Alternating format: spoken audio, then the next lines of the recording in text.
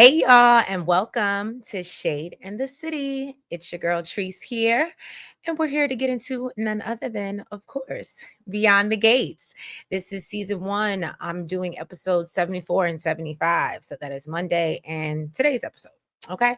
So, all my BTG Shade squad and all of my new viewers, if you haven't already, y'all know what to do. Go ahead and hit that like button for me. And yeah, if you're new, liking the vibe, please go ahead and subscribe. Okay. And let's get into this double recap. Okay. Double header. All right. Of Beyond the Gates. And let's get shady.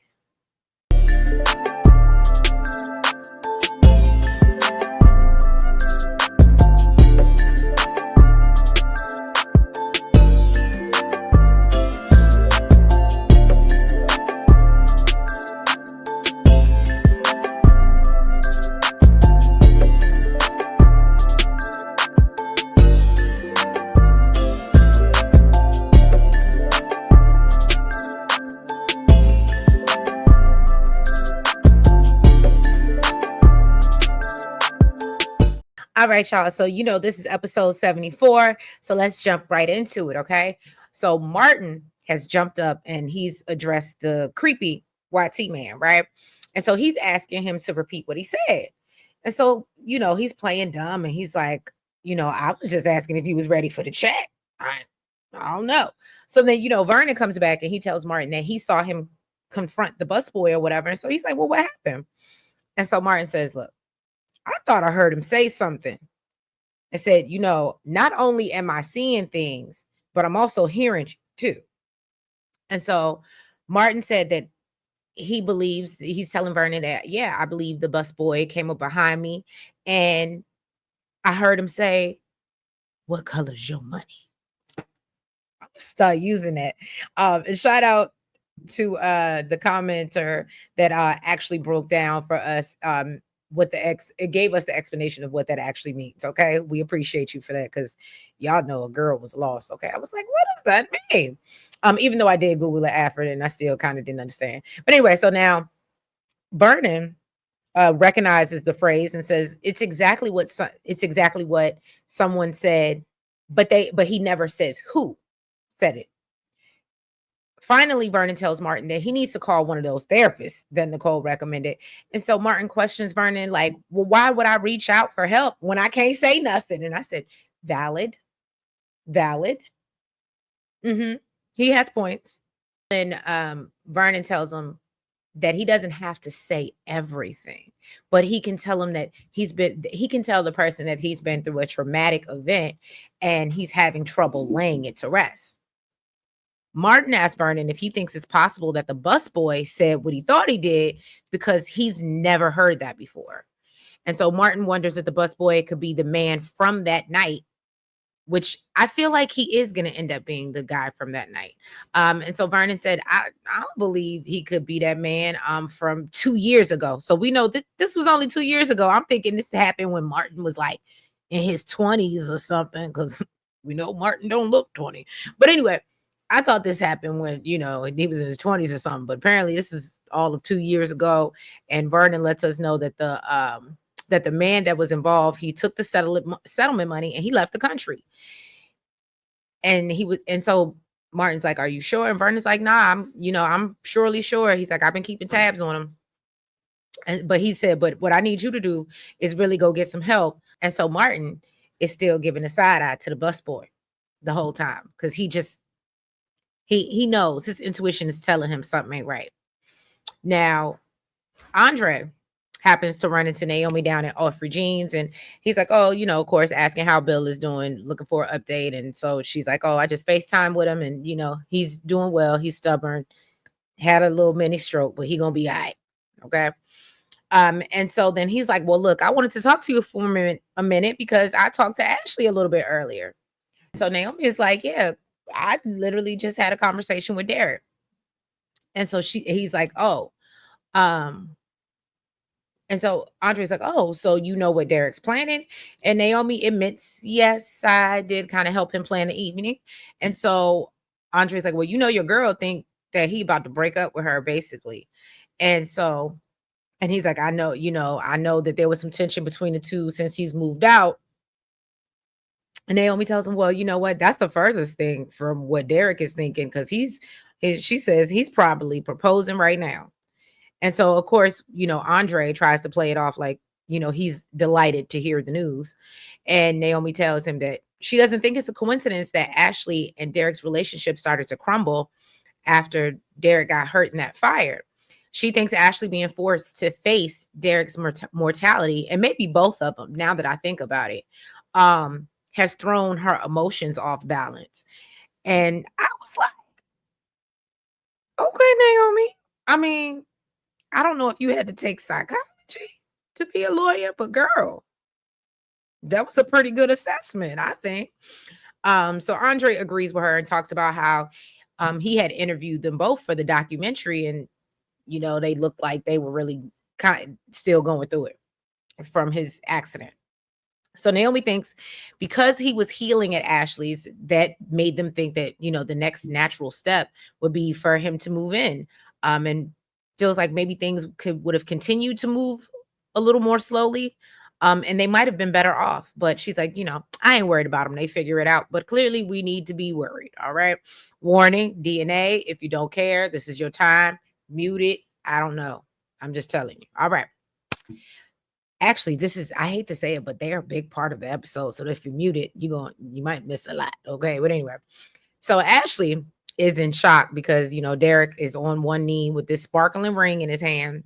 He's like, let's get married. You know what I'm saying? And so he lets her know that Naomi even helped him pick it out. And so she still has not given this man an answer. And so he's like, well, can I at least put the ring on your finger? And Ashley said, not yet. I'm not. She's like, I'm still in shock. And he's like, well, I'm trying to make things official. And Ashley says, I'm having a hard time processing this whole proposal. Because I thought she was gonna come bringing me here to break up with me. And I love when Derek said literally, y'all go back to Friday's recap. And what did I say? Was it Thursday or Friday's recap? I believe it was Friday's. Y'all go back to Friday's recap. And what did I say? Why would he take the time to invite her out on this nice date and spend this money if he was going to break up with you? Now, if he did that, that would make him a real F-boy. But still, I don't think anybody does that. And Derek, basically, that's what he told her. Like, yeah, that's stupid. So Ashley brings up that she knows he didn't like them, not being able to, be together or whatever. And he admits that, yeah, it kind of bothered me, but says that I want to commit to trying to work things out. And so Ashley tells him, I ain't ready for it. I ain't got it to do. And so Derek was like, well, damn. So he puts the ring back in his pocket and he's ready to exit stage left. And so Ashley tells him, look, I'm not saying no, just not yet. Girl, that's a no. That's a no, no, no, no, no. Okay. And so she tells him that we're still figuring things out and we're just learning how to make each other happy. And Derek tells her, no, you make me happy. And I wish you would just say yes so I could stop feeling like right now. Okay. But Ashley tells him, like, look, I just don't feel like it's right now. And so Ashley brings up how, she didn't listen to her intuition about Derek moving in and she doesn't want to make the same mistake again. So Derek said that he had a voice inside as well. And it's telling him that something's different now and that she's been playing in his face. And I said, well, fine. I like this Derek. I like Derek with what? Let me take that back. Rewind. I didn't mean that. Okay. I didn't mean that. I enjoyed Derek's rebuttals, okay, in this scene. All right. But I don't like Derek. Okay. Let's clear that up. But anyway. So Ashley is sitting there looking shocked. And Derek tells Ashley that basically she says she wants to be with him, but she just basically doesn't want to break up and hurt his feelings. And I kind of felt like that was true as well. But however, she also doesn't want to be committed to him. And so Ashley asked him, like, why are you pushing so hard? And Derek tells her, because I'm not trying to waste my time. And I said, valid. Valid. But then Ashley flips out when he says that, and Derek tells her that, look, I don't want to do this anymore. So she's like, what you mean? Do you mean this or the relationship? And I was like, does it matter? You already said you ain't feeling it. Maybe y'all need to take a little break longer than 24, 48 hours. Okay. Ashley asked him if this is really about a commitment or him testing her. Derek tells her, look, not now and not yet. Doesn't feel good. And he thinks she has him on hold basically until she gets, something better comes along.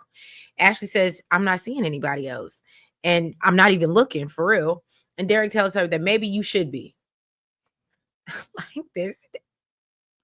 I enjoyed. Okay. And so he leaves Ashley there and covering her face with her hands because she can't give us no tears. Not one. Not one scene. Y'all might think I'm being harsh, but y'all give me a timestamp.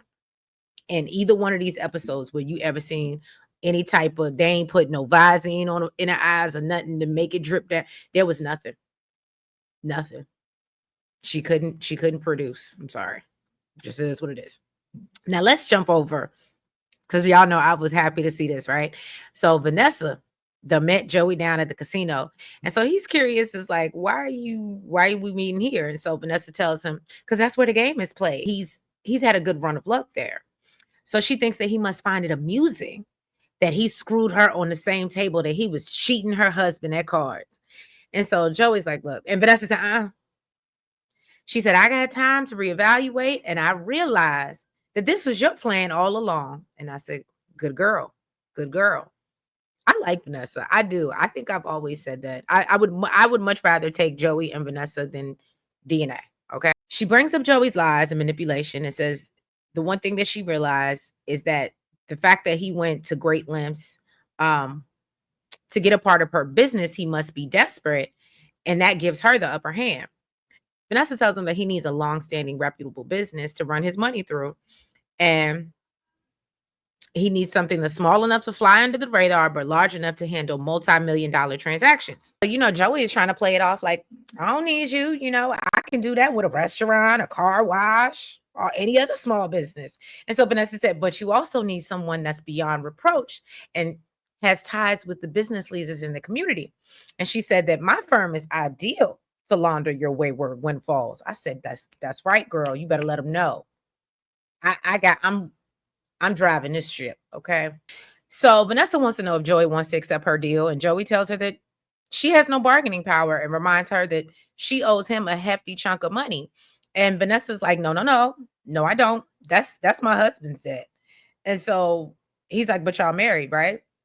And so technically y'all sharing that. And I said, well, so Vanessa tells him that he must have had a real good old time setting her and Doug up.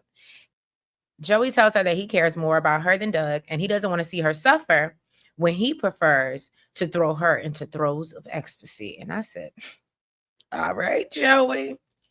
All right, Joey. He said, I'm going to pick it up and put it down, okay? And so Vanessa tells him that they have a lot to get past before they can put that on the table again. And I said, okay. So then Joey said that he's come up with a proposal and he wants to arrange certain real estate and that she can take the commission, which will allow her to pay off Doug's debt. She tells him the joke's on him. He put in all that effort and went through all that trouble when all he had to do was ask. Okay. And so she adds that his ask will need to include more zeros. Okay. In order for her to even consider it. And so she makes it clear, I have no interest in being your mark. Ain't that what y'all use in this criminal world? And said, but you could entice me into a partnership. So he's like, well, what do you want? And so she said, I want you to forgive Doug's debt as a gesture of good faith. And I get to decide what projects that we pursue since I'm the one with the real estate expertise. And I want a commission on each transaction for myself and Doug. And I said, yes, I love the businesswoman. Love it. Okay. So now I'm gonna be honest. The only reason I was kind of looking at Vanessa sideways. I understood the clearing the debt part for Doug, but I don't understand why we not talking about filing divorce papers and why we splitting percentages. Is it me? And Joey is surprised to hear her bring up Doug. And Vanessa makes it clear, look, I might be unfaithful, but I am not unloyal. I said, yeah, I don't know. Although I do want to see her leave Doug, I can appreciate it. If there's one thing, y'all, if you don't know anything about me, love, loyalty. I'm all about it. Those are my top things. Okay. So I was here for it. She feels Doug deserves compensation for the crap that, she took from him. And so Joey tells her that he already told her that she could have a commission and she could share 3% with whomever she likes. So if that's Doug, cool. And Vanessa said, no, no, no. It'll be 6% for Doug and 12% for me. And so Joey's like, you out of your mind, 18%. And he's like, you done overplayed your hand, sis. You forget. Look, you got to know when to hold them, know when to fold them, okay?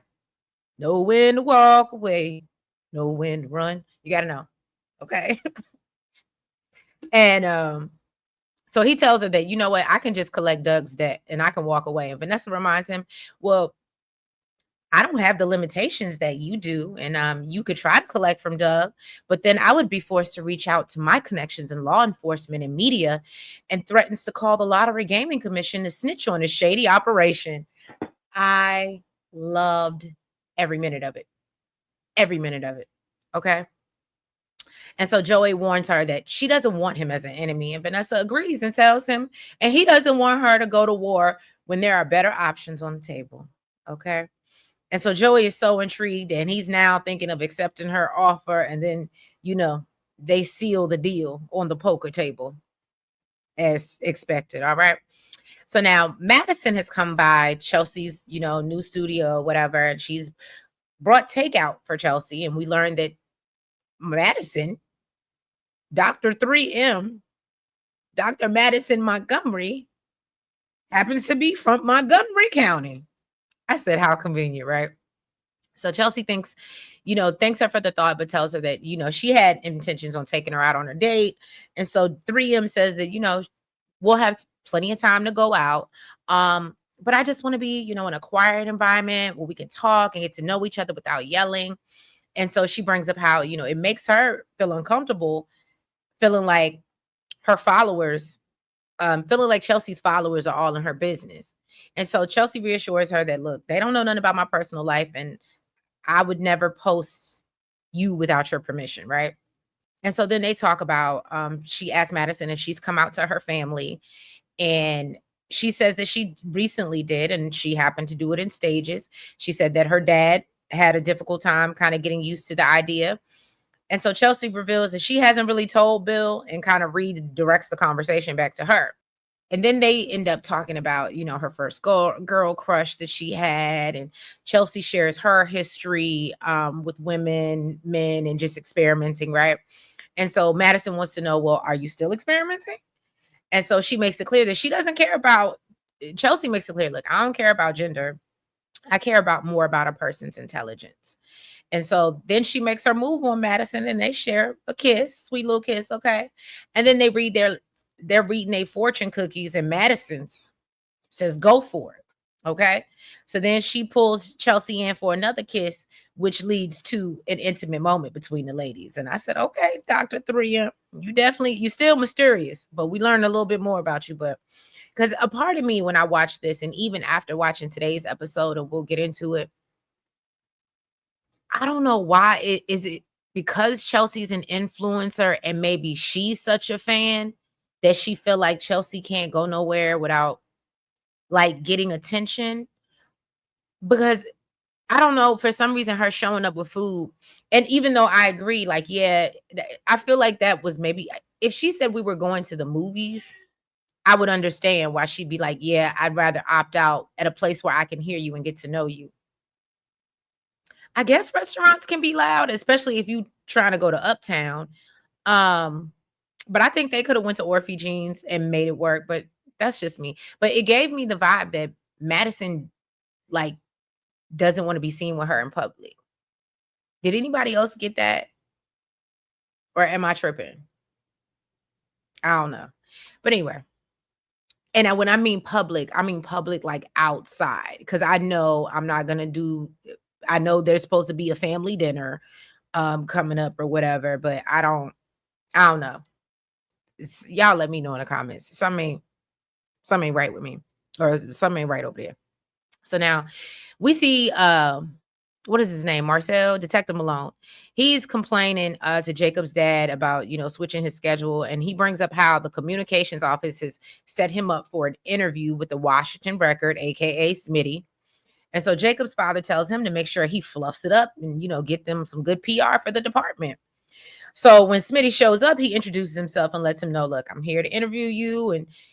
And then as he starts interviewing him, he lets him know that, hey, we both know Jacob. Okay. And so Malone brings up that, oh, yeah, Jacob got him assigned to this case of this woman who went after your in-laws. So basically, like, touche, I know about you too. Okay. And so Smitty seemed surprised and was like, oh, so you know who my in-laws are. And so Marcel Malone tells him, duh, I'm a detective. Of course I know you're the Dupree grandson-in-law. And I ain't even gonna hold you. I kind of was like, when he said it too, he was like, how did you know? I was like, Jacob, not Jacob, Smitty. Ding dong. He's a detective. He wouldn't be a good one if he didn't know. Okay. And basically he said, yeah, no, I know you're married to Martin or whatever. So Smitty wants to hear more about Martin, and detective said, this is supposed to be about me. I thought you was here to interview me, right? So they get into a conversation about him being a part of the yacht club and, Sheila, his boat. And Smitty shows him a photo that was published, but points out that why is Joey Armstrong in the back of this? And so Malone pretends that I don't know. I don't know who he is. So Smitty said, well, how are y'all members of the same yacht club and y'all haven't run into each other? And so Malone says, nah, I don't recall ever doing that. So Malone is trying to redirect Smitty's interview when Smitty brings up a case that never was solved because Joey Armstrong happened to be the main suspect. So, Smitty being Smitty. And so, of course, Malone is feeling this pressure at this point. And so he brings up some guy, and this is where y'all have to help me out in the comments, because this is when I was like, I am not getting all this, because that went over my head. But apparently some guy named Fast Eddie is still on Joey's payroll. And I guess maybe he was the one that was responsible for whatever happened. I don't know, y'all. That went over my head. But anyway, so Smitty's like, it's funny how you and Joey's path keep crossing each other. And so Malone said, you know what? We're done. We're done here. And so Smitty was like, well, I had a few more questions. And Malone tells him, well, you know what? Those questions, they didn't feel like that. They felt like stones. And so he tells him that people that live in a glass house, they shouldn't throw them. And so Smitty's confused. And he's like, well, why do you think I live in a glass house? And Malone tells him, you're the investigative reporter. And I said, that's right.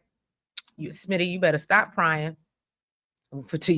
before you find out your husband's lying. Because that's exactly what's going to happen. So now Martin still has eyes on the busboy. And as he gets ready to leave the country club, Vernon comes to get him so they can leave. But then we see, I guess, Martin didn't leave, and he comes back in and he finds a busboy in the hallway, and he like yokes him up and asking, like, what do you want from me? Type stuff. You know what I'm saying? And so then Ashley is at Uptown sulking. Okay. When Andre, of course, finds her there, and he realizes, oh, things didn't go well, I guess. So Ashley mentions that Derek proposed and she felt it was an ultimatum, and Andre tries to reassure her that, you know what, he gonna calm down. And I said, I don't care, because I don't want to see these two together. All right. So let's move on to episode 75. All right.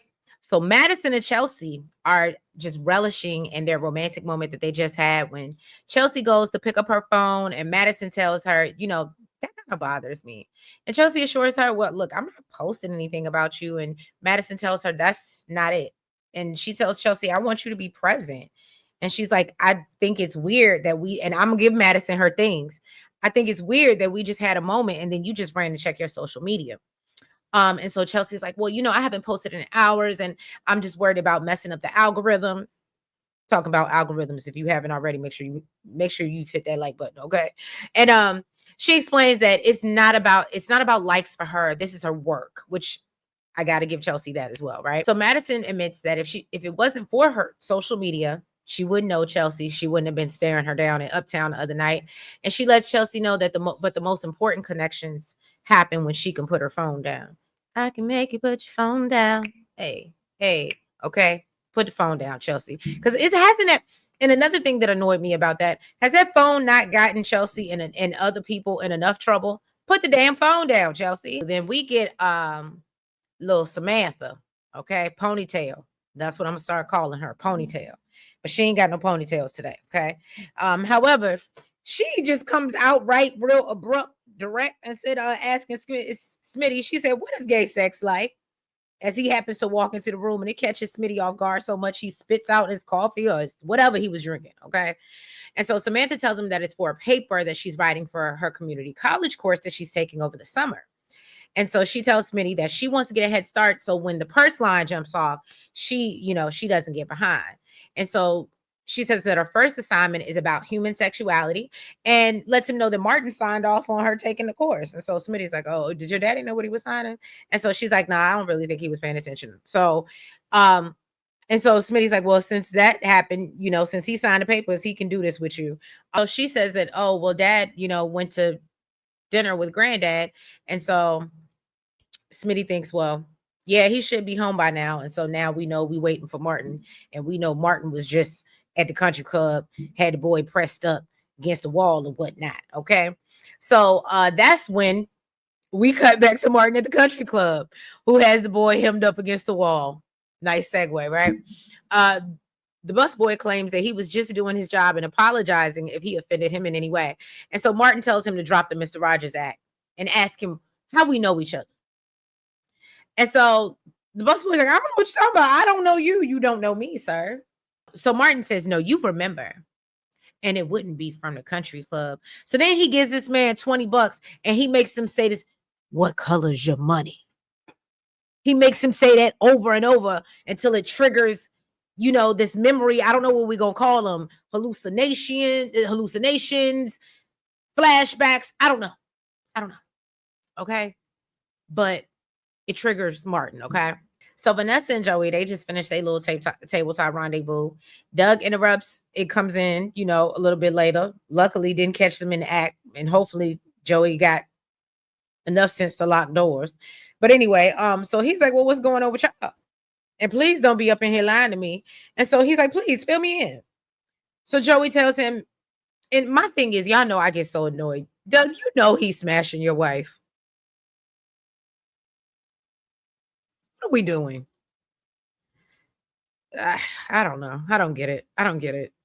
Anyway, so Joey tells him about the deal that Vanessa presented to him and says that she's very persuasive. Okay. And so Doug asks Joey to give him a minute alone with Vanessa. And Joey's like, "So you gonna come in here and kick me out of my own casino?" And I literally, as I was watching, I was like, that's his establishment, right? Like, if anything, maybe you and Vanessa need to step outside. But Joey gave him some grace, but he said, "You know what?" And so then Vanessa tries to interject, and Doug tells him, "Not now. Okay, men are talking." And I said, "No, no, no. I don't know if I could call you a man, Doug, a weak ass man. No, so I guess I can't call you a man. But nah, bruh." And apparently Joey reminds him that, "Look, I've put people in the hospital for less disrespect. Keep trying me, Doug." So Doug lets him know that all the money he lost, he deserves to have 5 minutes alone with Vanessa. So finally, Joey's like, "Fine, I'll let you. You lucky your wife is saving your ass." Is basically what it is. So Vanessa jumps on Doug about, like, "Do you know what Joey could have done to us?" And so Doug lets her know that he knows she's making so basically Doug lets her know, "I know you making backdoor deals with the devil." Okay. Well, look, he said backroom deals. I'm over here talking about backdoor. I am sorry, y'all. That is not what I meant. Anyway, and Vanessa tells him that, he made this mess, and so she's just cleaning it up. And so then she talks about his nerve after, he spent night after night at the casino instead of coming home to her and lying about being at the hospital. And Doug admits, "Look, yeah, I got a problem." And Vanessa said, "And now it's my problem." And I'm not going to let Joey have his way with me. And Doug was like, oh, well, haven't you already? And I said, this is when I would have slapped you. Because I might have. But how did we get here? This man seeketh me out because of you. And you're dead. Boy, get out my face. Okay. So then Joey returns and Doug tells him that they're discussing their arrangement. And he counters and tells Joey that he wants 20% split down the middle because they're married. And since they're all sharing. And so Doug asks how things are going, how are these things going to work? And Joey tells him, well, you ain't got time to worry about all that. You know what I'm saying? You got your surgeries and stuff to do or whatever. And Doug tells him, no, I'm going to make time. Then Doug tells him, with everything that I know, you'll want to keep me real close. Am I missing something? I am so confused. If I were Vanessa, I wouldn't be splitting with Doug. First of all, I think I said that earlier or last in the other half. I'm just so perplexed, y'all. How Doug is around here throwing his and you got this man in front of your face smashing your wife. And okay, if that's what we're doing, okay, but it's just, and now you want to be up under him so you can know even more that he's smashing your wife. Can y'all make it make sense for me, please? Well, y'all will, because y'all gonna get in the comments. All right. So Naomi is supposed to be meeting with a client when Ashley comes into the country club real aggressive, and upset that Naomi didn't answer her phone. I don't do that. Mama gotta have a life too, okay? So she's upset that Naomi knew about, and helped basically Derek with proposing to her. And so that's when we see Jacob go down to meet with Derek at Off Jeans, and he's thinking they about to celebrate. And Derek tells him how Ashley turned down his proposal. And so Jacob is like, well, what was the reason? So Derek explained that, look, Ashley says she won't ready and he don't think she ever will be. And not to you. Okay. It's the look. It's the stare. Okay. So then he brings the empty eyes. That's what it is for her, at least for me. Okay. So then he brings up how she felt that, he was testing her, and Jacob was like, well, were you? And I said, well, Jacob, you always good with a real good rebuttal. I feel like that's what he did this whole episode. He just always had a rebuttal to everything. Okay. So now Naomi is trying to defend her position to Ashley, and Ashley is just upset that Naomi didn't realize that this is not what she wanted. And so Naomi agreed, you know what? I'm gonna cancel my meeting so I can be here for you. Let's talk about it, right? So then we jump over to Danny's, where Andre has gone over there to see her. And he lets her know, look, we got to talk. I stopped by earlier. I ran into Chelsea and Kat. And I think that they are probably suspecting by the way that I walked in. Yeah, and I was real comfortable. They not stupid. You know what I'm saying? And so Danny's flabber is gasted, okay? And she's learning that, they might know that her and Andre are sleeping together. And so she's not happy about it. And she gives us her reasons why. And she doesn't want Chelsea or Kat to know. And she goes down the age and family relation, etc. And so Andre reminds her that, look, we are not blood related. And she tells Andre she's worried about the people gossiping about her, basically being a cougar. And Andre asked her, well, when did you start caring about what other people think? And Danny admits, I normally don't, but I do care about my family. My family is that exception. Okay. So she brings up how Nicole is still going through a rough time. And Andre thinks that Nicole would actually be happy for them. Not going to give you no spoilers. Anyway, shout out to Princess and my good boo, Elaine. I can't forget you because y'all both held it down. They absolutely sneak me the spoilers. And anyway, y'all, sidebar. I just got this notification from YouTube and I have to test this whole thing out. But it's supposed to be this whole community thing. So I don't know if it's supposed to be like a chat on YouTube where we can like share stuff about the shows. And I don't know. I saw the email today and I was like, I need to read deeper into it. But we might have to take our Beyond the Gate stuff over there. You know what I'm saying? All right. But anyway, so Then Danny has to remind him that, look, you're Nicole's nephew. She was there the day you were born, sir. And she believes that Nicole wouldn't want to speak to either of them again. And so Andre tells her, look, it's not about Nicole. It's really about you. And I said, well. And so Danny slips up and because she's like, that's what Pamela said. And so then he's like, oh, so you told Pamela? And then she was like, well, don't act like you ain't go around bragging that you smashing me because I'm me. Duh. Okay. Of course you're going to tell somebody. And so he was like, yeah, I did tell Ted. And she was like, Ted.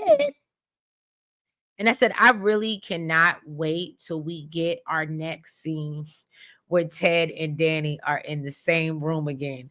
Cause I know Ted gonna say something slick. I know Ted gonna say something slick. That's just my opinion. I think he is. Basically, Andre is asking her, like, why are we still hiding it? And Danny lets him know that, look, I'm just not ready.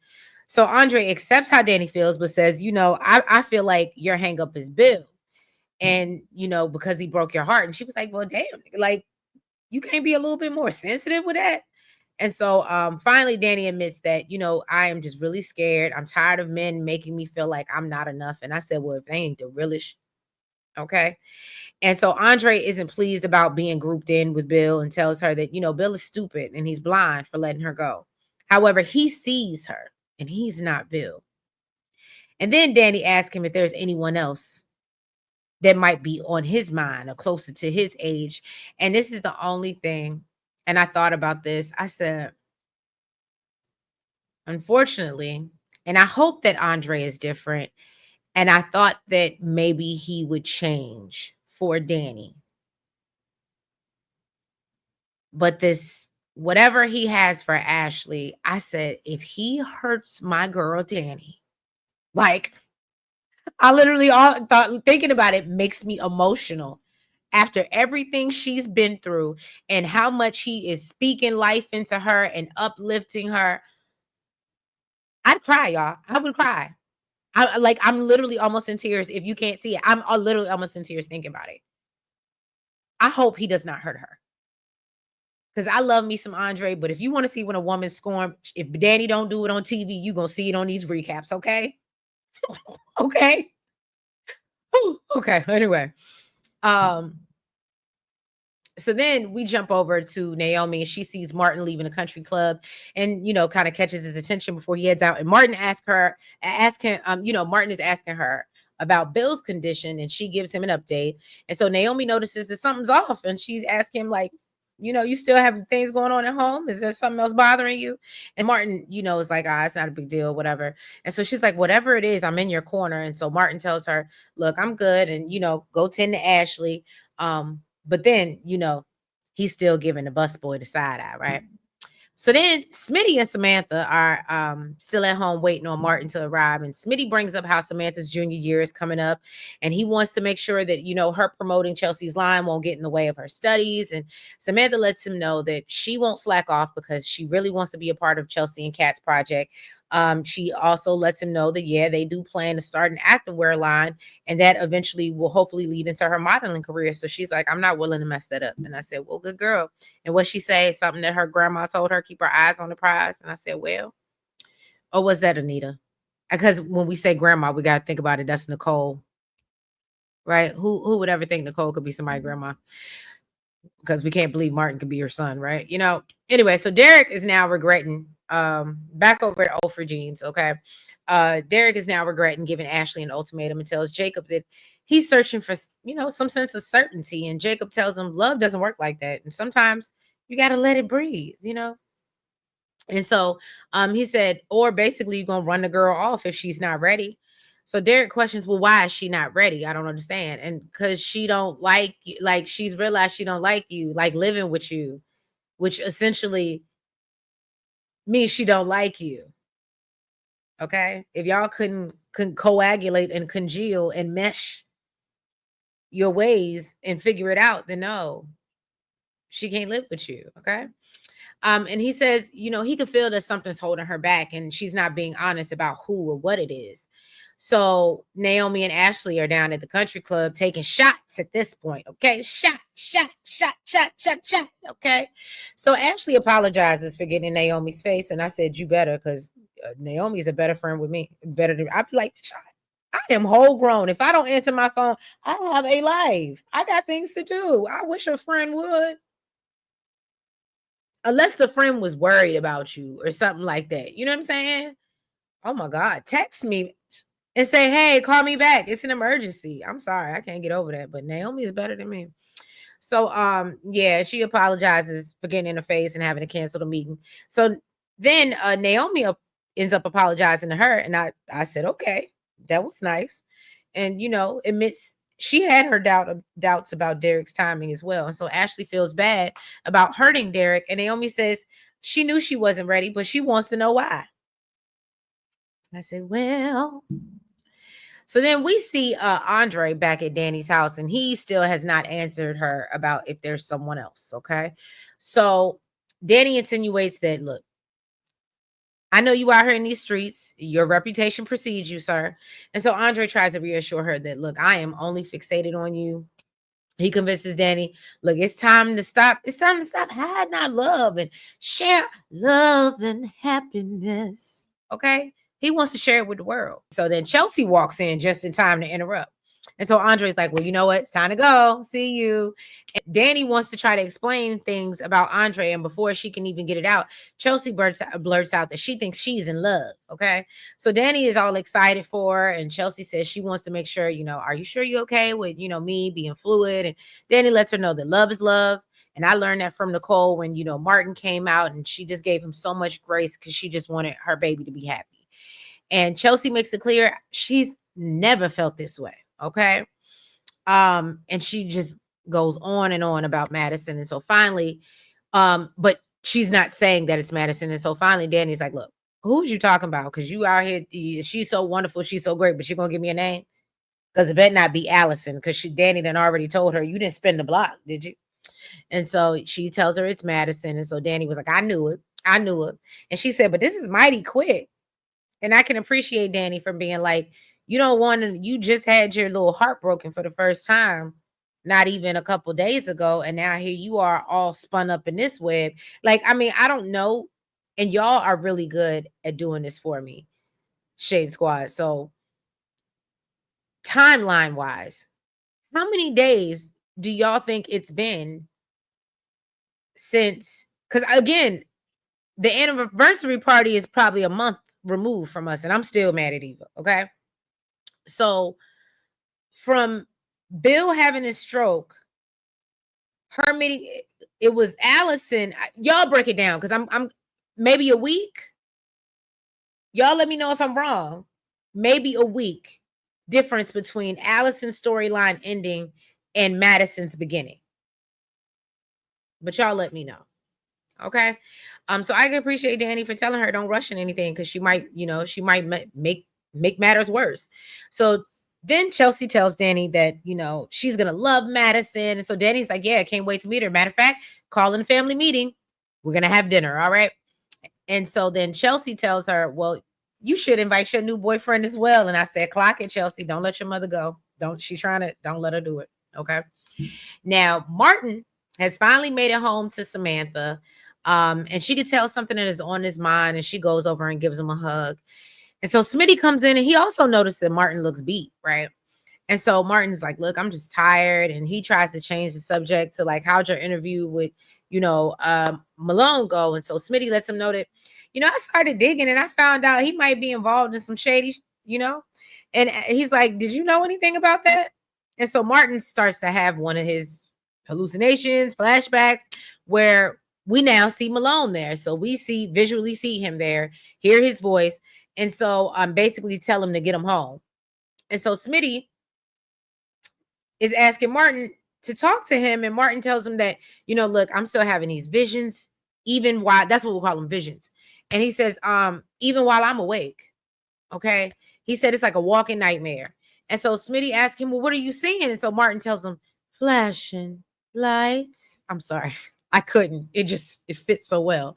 No, but he hears voices that he can't recognize, but he chunks it off to being stressed.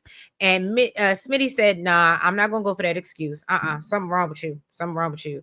So he's like, I demand to know what it is, basically, that you hide, Martin. And so Martin then has a flashback to his conversation with Vernon and tells him, like, look, I don't know what they mean. And so Smitty still ain't going to accept that. And I was here for Smitty keeping his foot on his neck.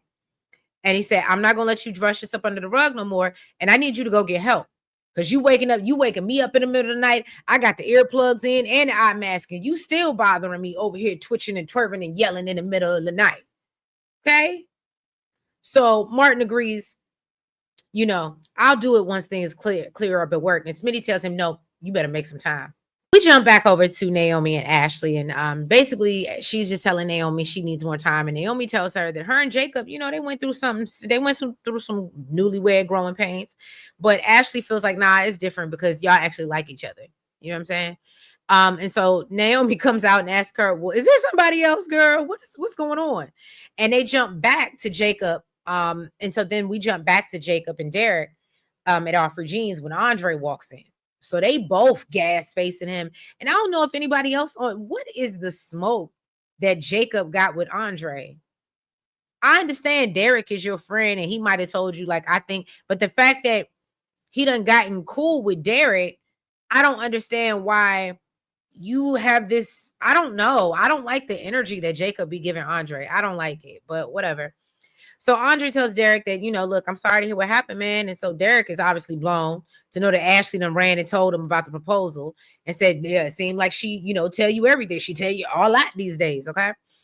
And so Andre makes it clear, no, actually, I heard it from Naomi. I had went down to Uptown. I'd heard from Naomi and I went down to Uptown to congratulate y'all. And he said, I was trying to celebrate, get my free glass of champagne. I'm happy for y'all. And then he says, and then I ran into Ashley and she was real broken up about it and tells Derek, she still loves you. And so Derek said, well, then why did she turn me down? And I said, well, that's not really a question for him. Okay. So he gets up to leave and Andre tells Jacob that he feels bad for him. And Jacob said, do you really? And I said, here we go with these rebuttals. Here we go.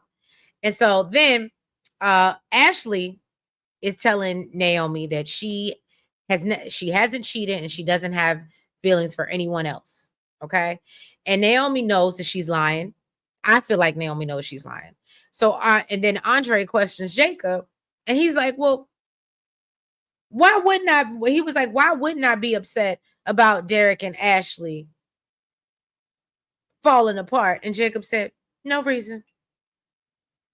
And I said, well, this was the rebuttal episode. Okay. But yeah, y'all, that was 74 and 75 of Beyond the Gates. If you have not, I will make sure I drop tomorrow. Just bear with me, y'all. I had a long week and sometimes I just need some rest. Okay. But I appreciate y'all. And if you haven't already, please make sure you hit that like button. Make sure you comment. Make sure you subscribe. Make sure you hit the notification bell. And make sure you're following us on all the platforms. That's the TikTok, the IG, the Facebook, and the what am I missing? And the Blue Sky. I can't forget this Blue Sky because that's what I be live skying on. Okay. But I appreciate y'all. And I hope you have a great happy hump day. And I will catch you later today so we can get into episode 76. Y'all have a good night. And if I don't see you before, happy Juneteenth, y'all, or happy early Juneteenth, I should say. Bye-bye.